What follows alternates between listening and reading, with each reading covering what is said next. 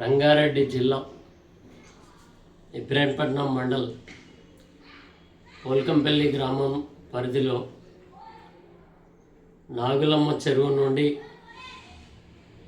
బూరుకుంటకు వెళ్ళే కాలువ పెద్ద కాలువ గత కొన్ని సంవత్సరాల నుండి పోతున్న కాలువ కొంతమంది రైతులు కబ్జాలకు గురి చేసి పౌల్ట్రీ ఫార్మ్స్ కట్టుకొని చెరువులు అనకుండా కుంటలు అనకుండా కుంట కాలువలు అనకుండా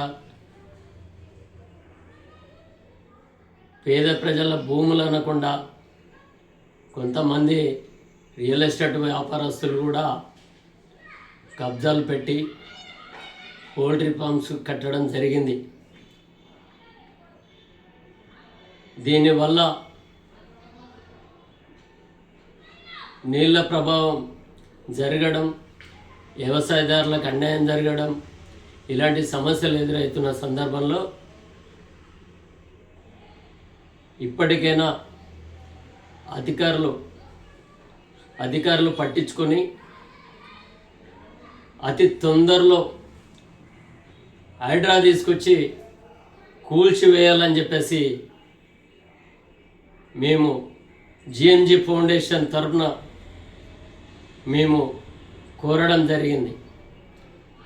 తెలంగాణ రాష్ట్ర ఏర్పడ్డ తర్వాత ప్రభుత్వం హైడ్రా తీసుకొచ్చి ఒక పక్కకు కబ్జాలు పెట్టిన అక్రమ కట్టడాలను కూల్చివేస్తుంటే ఇంకొక వైపు కొన్ని గ్రామాలల్లో కొనసాగుతూనే ఉన్నాయి. అక్రమంగా కబ్జాలు పెట్టి పౌల్ట్రీ ఫార్మ్స్ కట్టడం కానీ,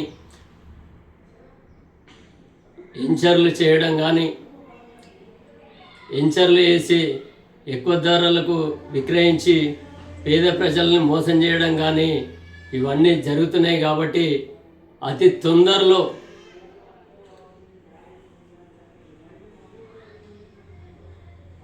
హైడ్రా అధికారులు